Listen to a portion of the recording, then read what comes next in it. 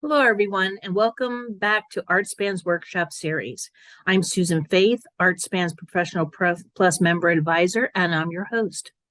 Today, we're going to be discussing presenting your artwork. This will include taking the best images of your artwork. Whether you hire a photographer or take your own pictures, they must look professional. Carolyn Edlin, ArtsyShark.com founder and artist marketing consultant, is with us once again, and she is going to share her insight on this subject. And later, I will be walking you through the very basics of capturing the images of your artwork yourself. This is probably the most important part of selling artwork online today. So without further delay, I want to welcome back Carolyn Edlin. There. Hey, Susan. Well, welcome back. We're glad to have you once again. Thank you, Susan. It's just a pleasure to be with all of you tonight. I'm really excited to get started on a super important topic. I know that artists are very interested in maximizing the impact of their website, and there is no more important thing than your images. So I'm going to share my screen right now and go through a short presentation that I've prepared. We go to the slideshow, and from the beginning, hopefully you can see the full screen from here. So I want to talk today about your portfolio images and the way that you present them visually. You know, we know that as visual artists, there is just nothing more important than your art, and photos of your art should be wonderful examples and true representations of what it is that you really do, so that they can showcase your talent, they can share your art with the world, and they can give everyone a very true idea of what it is that you're doing, because they're not seeing them in person. So before we get started with the details of that, I want to talk about some of the purposes of having good photos. I mean, obviously, for your website, which is your headquarters 24/7, it's where people go to see your art all the time. And they may even be at an exhibition or at a show, and yet they're looking you up on their phone and their device, and they're interested in seeing your work. So you want to put your best foot forward at all times. Certainly product photos that are on your website, and jury photos that you might be using to apply to a show or get into a gallery or get juried into an exhibition. So those are very important uses. You also want images that are not strictly of the work itself, but they give other visual meaning and information to the viewer, such as in situ images. And these are also known as room views. If you have art that belongs on the wall, then you might want to show your art in a room. If you make jewelry, that might be on a model, so that people can see, how does the necklace hang on the model? How long is it? So that you're giving an idea of that. Groupings is a great way to show your work, especially if you do diptychs or triptychs or series and collections. Then we're going to talk also about detail shots, very important for informational purposes. I love to look at work in progress, super for social media or for your website as well. And we're also going to follow up with exhibition shots. Now, again, the quality matters. That's why you need the best possible photos that you can get. And we're going to be going into that a little more deeply tonight after my presentation. You know, Susan is a photographer. She's an expert. So we're going to have a conversation going on there. But why does image quality matter? Because the more professionally you present yourself, the more seriously you're going to be taken. So you want top-notch photos that show your work at its best, that shares the best information that you can give, a really clear perception of your image, which is going to encourage your customers to trust you more fully, because they believe they understand what it is that you do and what you make.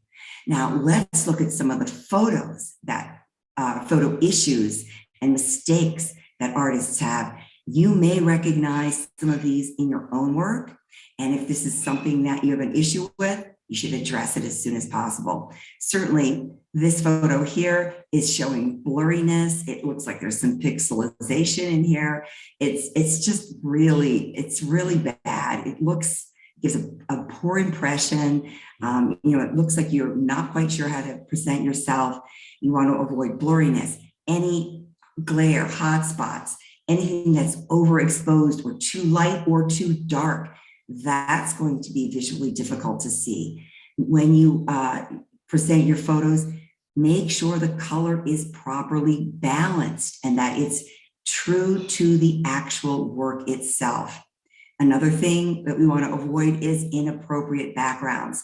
And I'm sad to say, but I do a lot of jurying. I look at a lot of presentations and a lot of websites. I've actually seen some horrific backgrounds. One of them was something that was hanging from a tree in front of a highway, which was very distracting. Another artist, although he had very nice bronze and stone sculpture, he put his sculpture on a towel and photographed it on his driveway. And that was just about the worst I've seen. So even if your backgrounds aren't quite that horrible, take a look and see what's going on in the background and is it appropriate or not.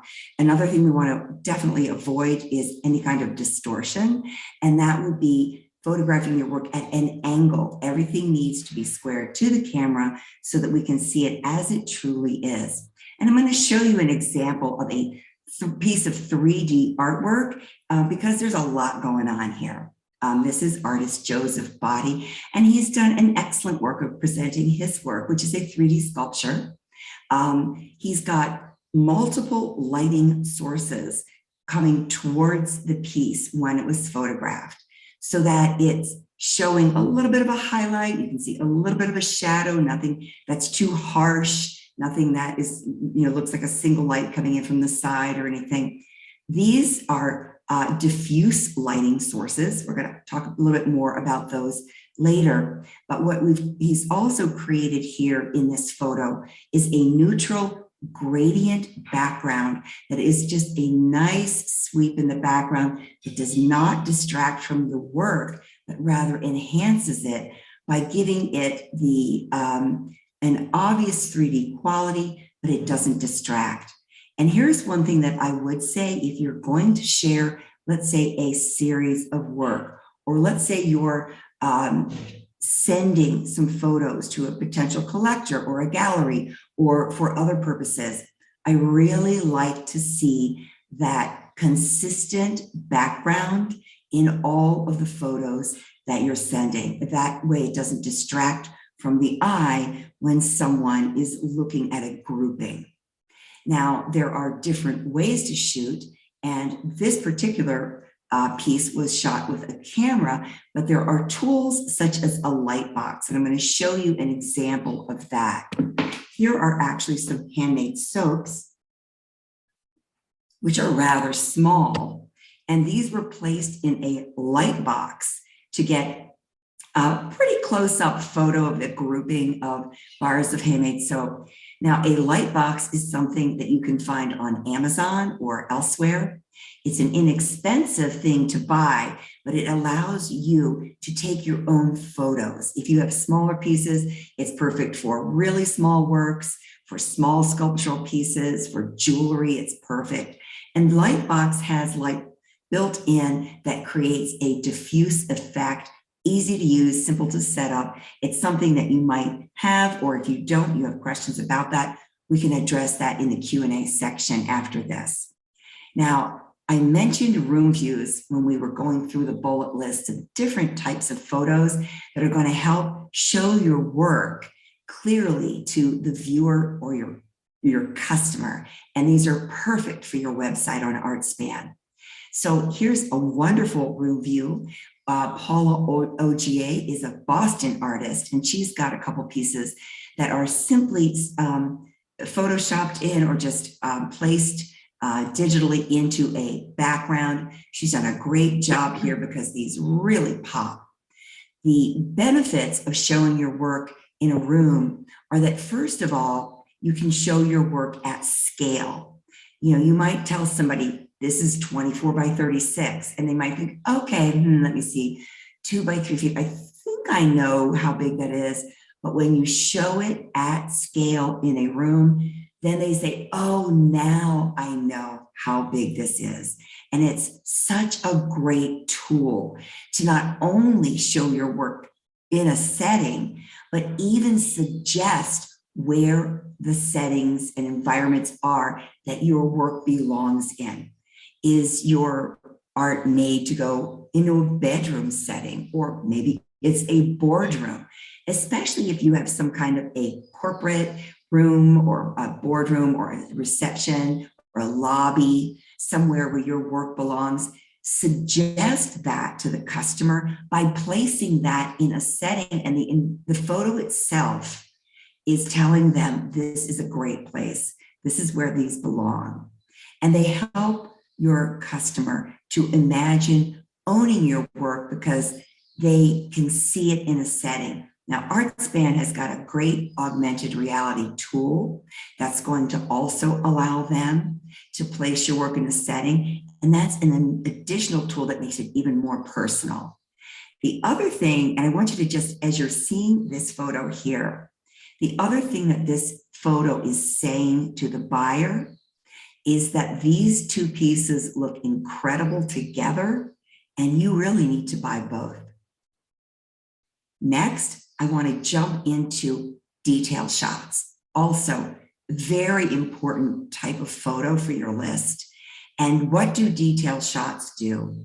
They're going to go up close and personal. They're going to show texture, maybe the artist's fingerprints, or you can see tool marks, or you can see brush strokes, the depth of the work. Maybe it's multi-layered, or you've got particular materials, like found materials or something really unusual. Maybe something, maybe you're using some gold leaf or something for highlights. And it demonstrates the complexity of your work, showing how much work goes into what you do. I also want to draw your attention here to this particular image by artist Sherry Carver. When you look on the right-hand side, you'll see a close-up detail shot. And if you didn't see this detail shot, you may not truly understand what her concept is. But this artist overlays words on top of all of the figures that are in her cityscapes. And these words are actually telling the thoughts of the individual, so that she's telling us what are all these different people thinking when they are in this setting together, which is a very interesting concept. And she's able to share it with her viewers by using those all-important detail shots. Another type of shot, which is really wonderful to have, is work in progress. And here's Jack McGowan. He's a real character. He's a fabulous artist from New Mexico. And here he is showing you himself painting en plein air. And that tells you about him as an artist and helps introduce him. What is his story? How does he paint? What's his inspiration? How quickly does he work? Is he trying to capture the light? If you use your own work in progress shots, you can show yourself doing the work. It demonstrates your expertise. It also shows how you build a piece of art from the very beginning, and that adds value in the mind of the observer, who can now understand just how complex and how difficult it is for you to do the work that you do. So that's going to increase the perceived value of your work and allow you to charge more for it, or to defend your prices and to substantiate your prices. Now, the last kind of photo that I've suggested you might want to have are exhibition photos.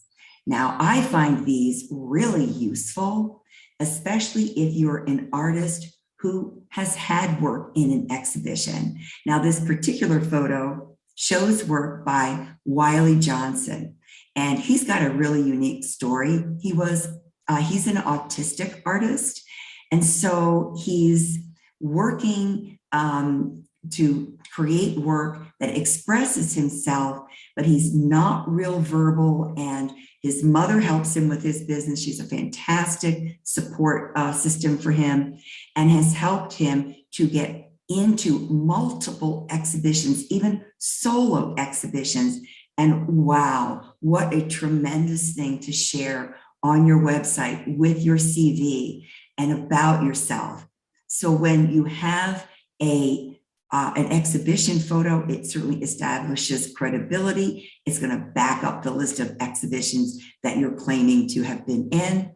These photos are also excellent to put on social media, to share with the press if you've got an upcoming, you just had a show, perfect for email marketing. And also, what I really love to see is like a panoramic shot. If you can get a long shot that's really wide of your work in an exhibition, I love to see it placed over top of a list of exhibitions in your CV. It's a great way to just kind of visually express what it is that you do and how your work is being shown. Now, when you're showing a group of your art, whether it's in an exhibition, whether it's on your website, or a collection somewhere else, as a last point in this presentation, I just want to bring up the importance of self-curating your work. When you show your art as a portfolio to anyone, it's best to have your entire grouping work synergistically together so that your art supports each other. That when they look at all of your art, it's obviously been made by one person, and it actually makes a bigger impact than just a single piece alone. However, when you look at everything that you're going to be presenting, I want you to consider, do I have anything here that either stands out because it doesn't belong, or it is of lesser quality than the other pieces in my portfolio? So are you still hanging on to some old pieces maybe you did years ago because you're just trying to, add more numbers into, the amount of pieces you've got in your portfolio? Are you showing something that you don't really create anymore? When I'm looking at your portfolio, I really want to see, what are you doing now and what is the direction that you're going in? So I suggest that you carefully go through everything that's in your portfolio and strategically remove the pieces that don't apply any longer, that you aren't making anymore, or perhaps they're just not as strong. Remember, when you're being judged on your work, your weakest piece is going to pull you down. So you want your work to be strong, you want it to be current, you want everything to support each other. And in that way, you can put your best foot forward in your portfolio. And that's a wrap for my presentation. So I'm going to stop sharing right here. I'm going to go back into the conversation with Susan, and we'll continue on with your thoughts. Well, that was very, very good. And I really liked your last piece where you were encouraging people to put images of their work as a whole, because there's nothing, your work doesn't play any better than when it's playing off of other pieces that you have done, because many artists have they work in the same palette, they work in the same style. And rather than being compared to another artist next to you, when you're being compared to another piece of your work, it's the body of work in itself is a work of art. So it's a really good idea to have that imagery on your website, because not everybody can get to your exhibition. Let them see that on your website. Absolutely. Absolutely. Also, like you said about curating your work, your best work, when you hang an exhibition, you usually like to have your best piece, the first piece that everybody sees when they walk through the door. And the one that's not the best piece is the one that goes next to the fire extinguisher. That's right. That's true. And likewise, on your website, on your homepage, when I visit your website at ArtSpan, I want a showstopper right out of the gate. Pull me in and invite me to see more of your wonderful work. That's where you really need to show off your very best work. Well, that also requires you to have good images. So what I'm going to do right now is just give you a basic overview of how, if you're going to capture images yourself, these are some of the things you're going to have to do. And so I'm going to share my screen.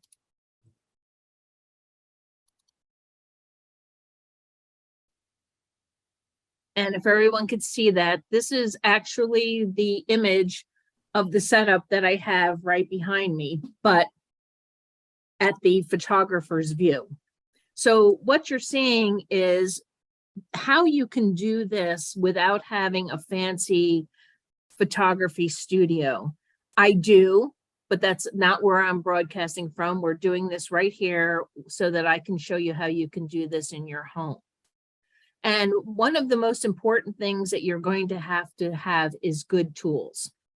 And that starts with the camera. What kind of camera are you using? Do you have a good digital camera, or are you using your cell phone?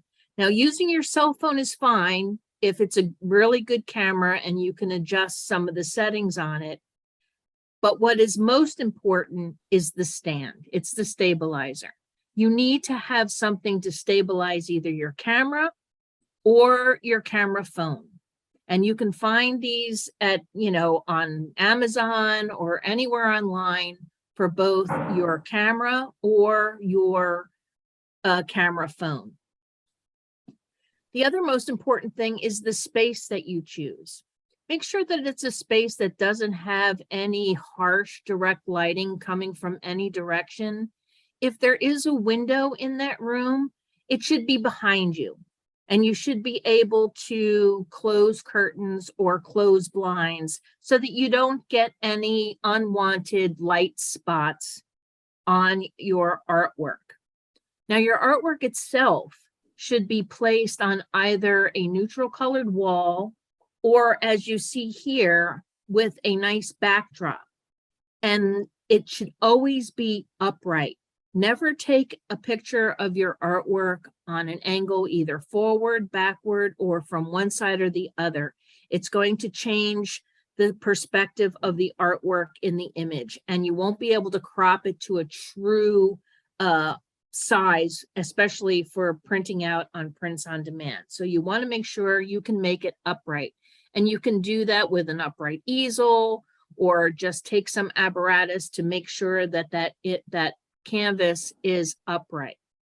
Now you see I have a drop cloth on the back here, and this is important, and it's real important that this be a very neutral color. And one of the best colors is gray, because gray does not reflect back onto the artwork. If you have an oil painting, an acrylic, or anything that has maybe some glossy areas, like the dark areas can sometimes be glossier than the rest. If this were a red drop cloth, that red would reflect back on that painting. Even a white drop cloth can reflect onto dark areas and cause them to be lighter in the image than you want them to be. So I would suggest using gray or a beige, or even black is okay to use because it doesn't really reflect the same way white would do. But what is also really good about gray is that when you capture your image and you're looking at it in your photo program, you want to look to see that that gray background is still gray. If it is, then you know right off the bat that your color capture is true. If that gray background looks bluish or purplish, then you need to go in and check your colors, because what happens is gray will appear blue or purple if there's too much red tone, if there's too much blue tone, if there's too much green tone. So you can adjust your camera settings, or if you are, know how to do this, you can go into your Photoshop program and adjust it there. The next thing you need is lighting.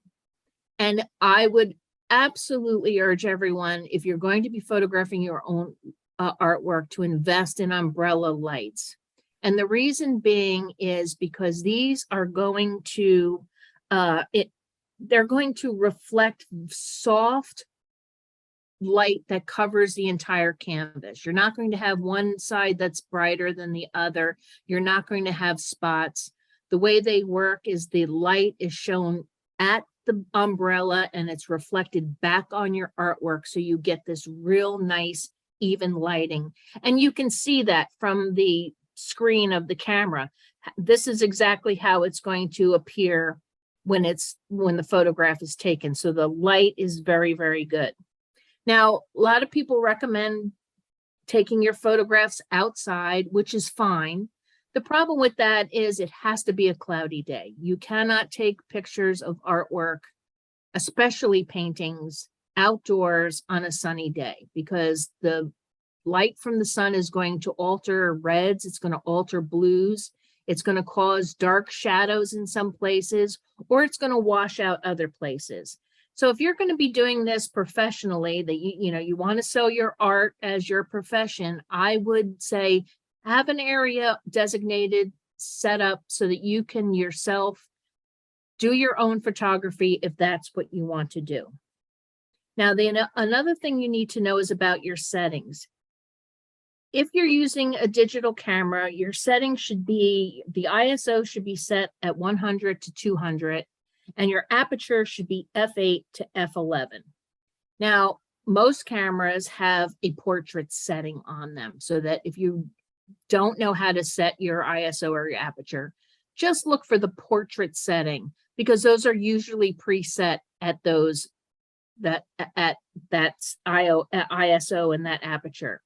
The same with your cell phone. If you're using your camera phone, find the portrait setting, because that's probably going to be set, because most portraits are taken indoors under umbrella lights. So it's already set for you. The other thing I have to tell you is do not crop your images on your camera. Do not crop and adjust your images on your cell phone. And I'm going to show you why. Right here, I have 2 images of that painting. Now, these that you're looking at right now are probably even a little bit larger than you would see in your viewfinder of the camera or on your camera phone. And they both look fine. They look like they're cropped fine, and they don't look like there's anything wrong with them. But I'm going to show you what happens when I blow these up to the actual view. This image is very, very blurry, as you could see in this actual view. And that is what's going to happen if you want to utilize something like prints on demand. This image is going to be rejected, because while it looked fine to you in your phone, it's not fine at all. It's blurry. And not only is it blurry, but as you can see, when you go edge to edge, which is what you really need to do when you're scrutinizing your own photographs before you post them, you can see the background is showing through behind this canvas. So this is really not a usable image, even though it looked fine when we first saw it. Now this one is much sharper. You could see all the detail work, which is really, really great. So you see all the palette knife work, you see all the beautiful colors, but look, again, you can see the background of the behind the canvas peeking through. So this too would be rejected, and you just would not see that unless you can project your image on a large screen so that you can scrutinize it from edge to edge. Now, everyone, I get because I'm the Professional Plus advisor and I advise people on what to do, I often hear I don't have a photo program. Well, if you have Windows, you do. You can go to Windows accessories if you have any of the Windows operating systems and just click on Paint. That's Windows free photo program that they provide for everyone. Now, I already have that open with the image in it. And what it has, it's very, very basic, but what it has is you have the ability to crop, which is what you want to do. You can select and crop this image, and you can blow it up to full size so that you can see, you can put it at 100% so that you can scrutinize this photograph from edge to edge to make sure that there is no blurry spots, that there is nothing that's going to take away from the photograph. The other thing is you want to be able to check the size. When you upload an image to your website, especially if you want to utilize something like prints on demand, you need to know what the pixels of this image are. The higher the pixel, which is the pixel size for the longest side and the short side, the larger the printout you're going to be able to have for prints on demand. Now, this is a pretty large size, and you're going to be able to utilize pretty much all of the offered sizes on prints on demand with an image that has this pixel size. If you just do the minimum 1200, you're probably not going to be able to have a printout for anything larger than maybe a 12 by 16. So that's why it's important to be able to at least check your size of your image, and again, scrutinize your image from edge to make sure that it's good. Now, I'm going to open this up. This image has now been uploaded to the artist website and is ready for sale. And what you're going to see is that, yes, indeed, the offerings go all the way up to almost 30 by 35, which is pretty much the maximum for this. So you have enough pixels. But also what this artist has included here is a close-up image of the detail, which Carolyn had also put in that, you know, show those interesting little points of your artwork so that you're selling this artwork. Show people why they should buy this and what makes your work more unique than somebody else's. And of course, show it in context. Buyers like to see it in an in-room setting, but please make sure that it's the accurate in-room setting. Don't place an 11 by 14 behind a couch, because that's not accurate. It's going to look great, but it's really, really not accurate. Now, there's a lot of programs that you can find that will help you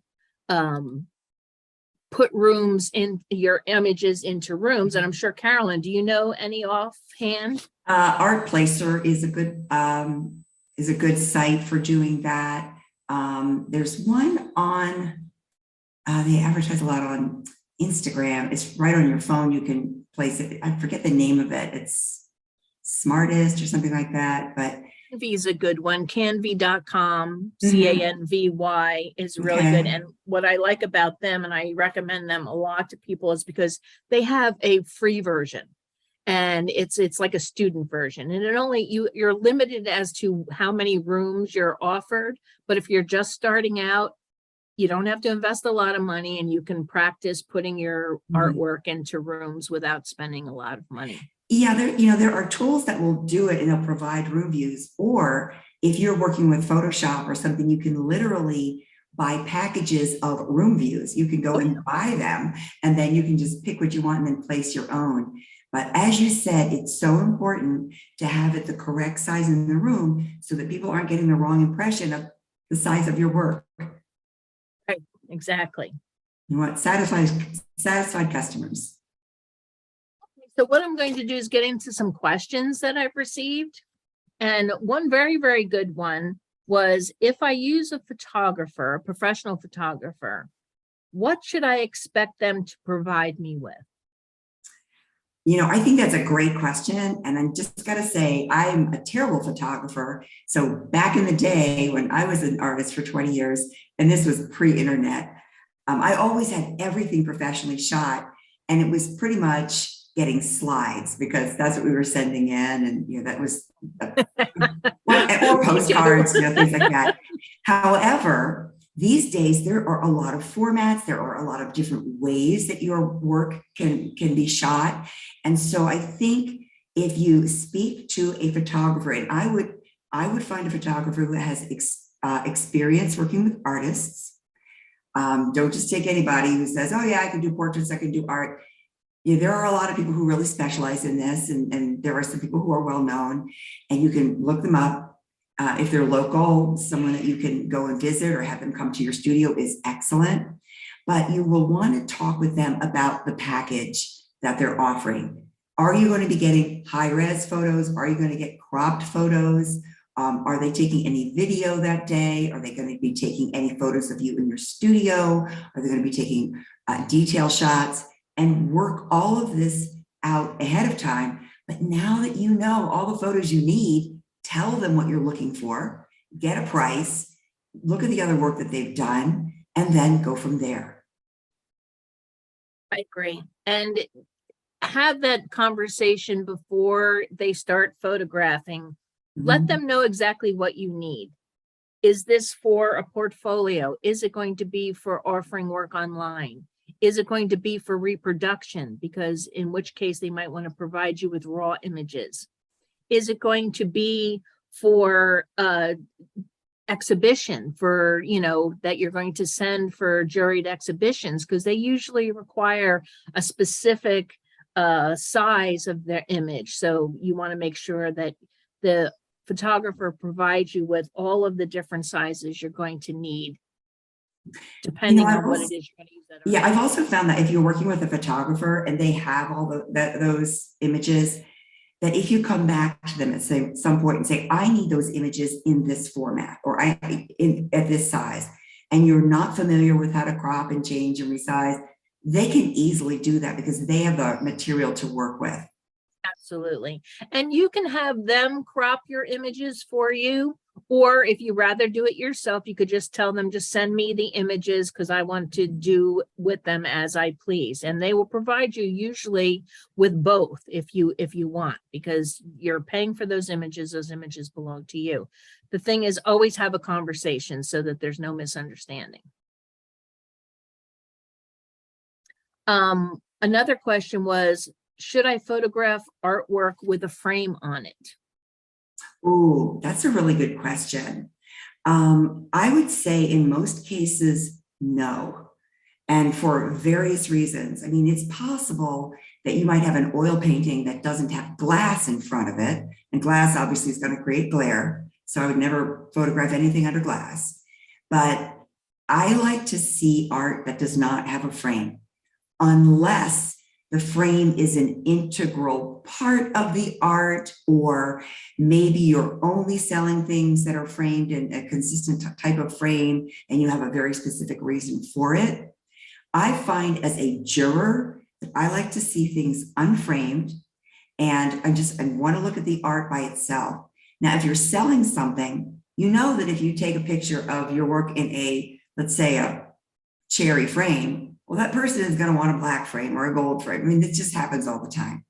Now, print on demand is a whole different question, because if you are offering frames with your print on demand, then your customer can select the one they want. But as far as the photos of your work, I like to see them without frames. Your main image should be of just the front of the artwork, period. If you want to offer the frame with the artwork, then show that in a separate photo. And I would advise, unless, like Carolyn said, this frame is integral to the artwork itself, that including the frame is an option. It's not, you have to have it with the frame, because you don't want to lose a sale because someone doesn't really want that frame and they're feeling, I'm going to pay for a frame and I'm going to have to reframe it anyway. So I would have that, unless it's very important to the artwork, have that to be a separate entity.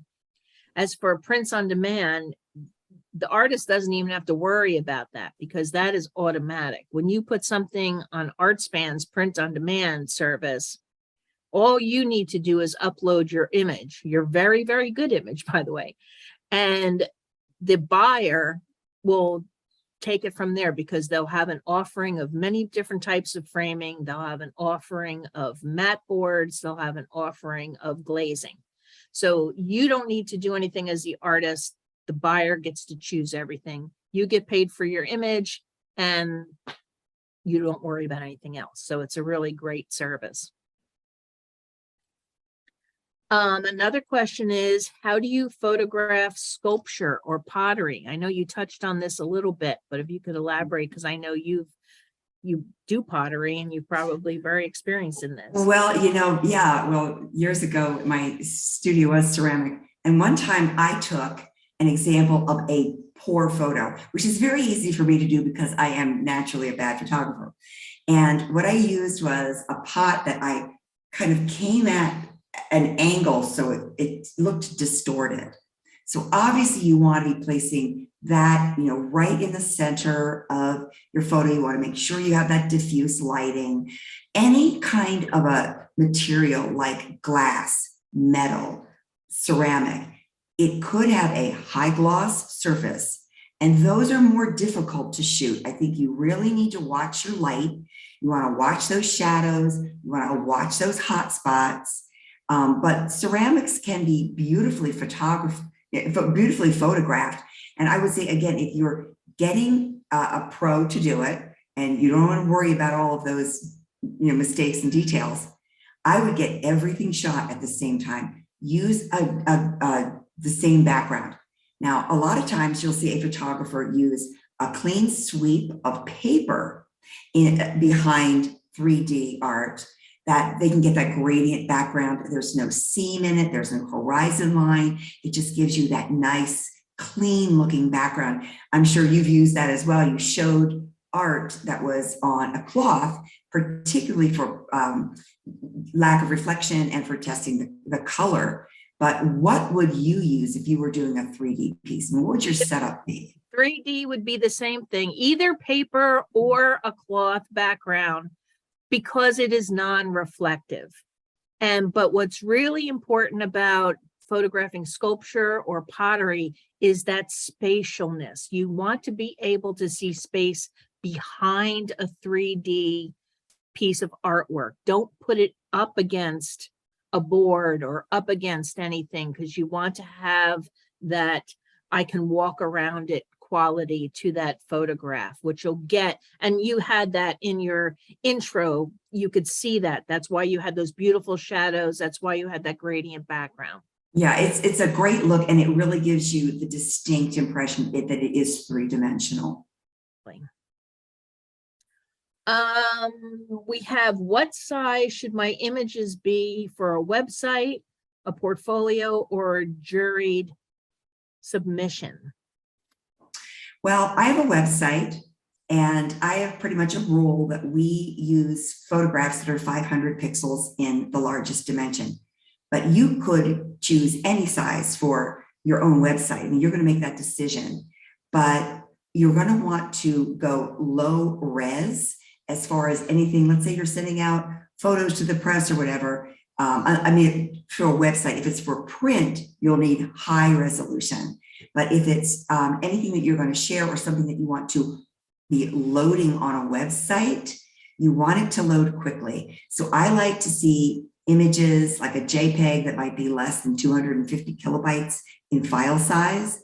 If you've ever gone to a website, I saw one today that loaded like by increments, and slowly it filled in. And I'm like, that is too high res of an image. It's going to drag your site. It's going to make people wait to see the image, and it doesn't work very well. Save the high res for printing, images, or for maybe if you are getting in the newspaper or something like that. Exactly. Now, if you have a Artspan website and there's always a conflict, people are asking, do I upload the very high resolution so I have a good print on demand? options for sizes, or do I upload a smaller file so that it loads quickly? Well, the beautiful thing about the Artspan website is you will upload that very large image, but the image that is broadcasted on your website, the system automatically creates a smaller resolution so that you don't have that drag. It'll load very quickly, but if they purchase it, especially on prints on demand, what's going to be printed out is that very high resolution image. And one thing I want to point out, because I know this for a fact, I spoke with one of your customer service people at one time. When people do submit an image that they're going to use for print on demand, your team is going to go over that image and they're going to contact the artist if there's a problem and say, this is not acceptable. And you have parameters and instructions right in all of your tutorials that tell people how to submit and what size to submit. So you're going to get the best possible results with your prints. That's why I went over that procedure, because you really need to be proactive in that. Especially if you want to do prints on demand, examine your own images, go from edge to edge, look for blurry spots, look for light spots, look for anything that is going to get flagged by prints on demand. Because if you do that before it gets sold, the customer doesn't wait until you have to wait till you fix it to get it printed out and delivered to them. So the last thing you want to do is have a customer have to wait because you need to fix your image. So if you plan on using prints on demand, do a little work and examine your own images as best as you can to scrutinize any problems there can possibly be. Now, I showed you the one free photo program that's on Windows.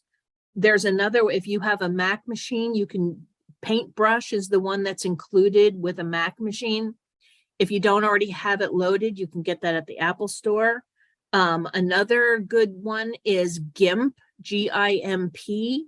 That is, you can look on that, you could just Google that, and that is a good photo program that you can download.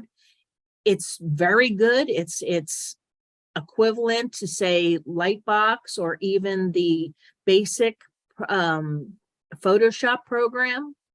And there's also Pixlr. Now, Pixlr, if you don't want to download something to your computer, you upload your images to Pixlr and you work on them there. So if you were hesitant about downloading a program, this one you upload your artwork to. So if you have these programs, you can really blow up your images, you can repair your images, you can crop your images, you can do all the work that's necessary to make sure your presentation looks professional. Another question is, how should I stage my artwork? Now, this I think also ties in with sculpture and pottery. How do you display it? Even, two-dimensional work, we talked about putting it in room settings so that people can see how it looks. What are your thoughts? Well, there's different ways to display sculpture. For example, you might have a lighted base. You might have it on a pedestal. You'll see that at many galleries will show pedestals with sculpture on them and three-dimensional pieces. But another way to do it is, let's say you're a potter. I'm going to go back to the ceramics, and you make tableware. I remember seeing an incredible photo of an artist who was showing a whole setting of her work at a table for 6 people, including a centerpiece and servingware, and it just made a spectacular look. It could have been in a magazine. So when you think about staging and where your work belongs and how you want people to think about your work, that ceramic artist wanted people to collect her work and to keep collecting it so that they could achieve that kind of a setting on their own table. So think about some creative ways that you might want to, set your own work up. Again, I think that's where groupings can come in really well to suggest that they need to buy another piece or make a multiple purchase. Exactly. If you have a few pieces that work really nice together, please include an image in your offerings of how, even if it's for each individual piece, always show the group photo, because you never know, that may be their goal. They're looking for a grouping. And if it's already laid out for them, they're going to buy all yours instead of grouping your work with somebody else's. Good point. How much detail should I provide, both visually and in the description for each piece of artwork? I think that's a great question because I love information. Your website is a place where people go to consider making a purchase. And the more they know, both written content and visual information, the more you're going to move them towards the comfort level of making that purchase. So I would definitely be showing, several detail shots, especially if you have complex surface. You have a lot of detail, a lot of texture, and then also full descriptions, like a full paragraph, either describe, what it is, how you made it, what the inspiration was. Tell a story about the piece of art, especially if there is something that you can suggest that is going to be an emotional tie-in for the reader. And that's going to interest them even more in your work when they say, oh, yes, that's why you made that. I love that. I'm interested in it too. It's going to just help your marketing. And the last question is, should I show images of my exhibitions, art fair booths, etc.? And I think you went over this a little bit in your presentation. Well, I talked about exhibitions. I mean, if it's something that you have coming up, or it's something that you need to, establish kind of credibility for in your about page on your website. But a photo of your show booth might be something you need to apply to future shows. Many shows require a booth shot, and you might be outdoors or you might be indoors. So that's another great place to either find an artist who's maybe a photographer walking around the show, taking a bunch of booth shots, and they do that all the time. Or if you can get a really good shot of your own booth. I'm just going to give you a couple real quick tips. Never have your name on your booth, because if you're jurying, it has to be a blind jury. They can't know who you are. Never show your booth with yourself or anyone else in it. And make sure to stage your booth like a gallery for best presentation. Absolutely. The images you capture for your work should be based on all of the different avenues that you're looking to sell your work, whether it's your website, whether you're participating in an art marketplace like Artspan provides. You want to make sure that the images are going to be accompanied by your in-room view, your detail views, all of those things that are going to help a buyer make a decision to buy your artwork. And if you're sending a portfolio out, yes, the gallery would like to see how your work plays off of itself. So if you've already had an exhibition, show an exhibition view. And if, like you said, you're submitting to art fairs or art shows where you're going to have a booth and it's juried, you want to show how attractive your booth is going to be and why they were going to want to have you there. Yeah, I just want to throw in one last thing. Remember those work in progress shots? They are so perfect for the press, and they're perfect for social media. You want people to see your work, be interested, and they want to see you as well. So when they see you working and they click on that website link, is going to take them right over to Artspan, where you're going to have an incredible presentation and gain a fan, gain a follower, and hopefully close a sale. It's all about images, all about very good images. So everybody, it drives them nuts thinking about it. Well, work on it, because it is so very, very important that your images be professional and that there be many, many of them. So we're getting to the top of the hour. So I want to thank you, Carolyn, for yet another great presentation of your expertise. I want to let everybody know that I will be following up with an email that will include a recording of this web workshop, as well as a link to prior workshops if you've missed them. I'm also going to have some links to some of the places in the apps that I suggested, either as photo programs or for adding in-room images to your site. If you have any questions about anything we discussed today, please feel free to email me at susan@artspan.com. I will try to answer your questions as best as I can. If not, I'll bug Carolyn and ask her to give me some advice.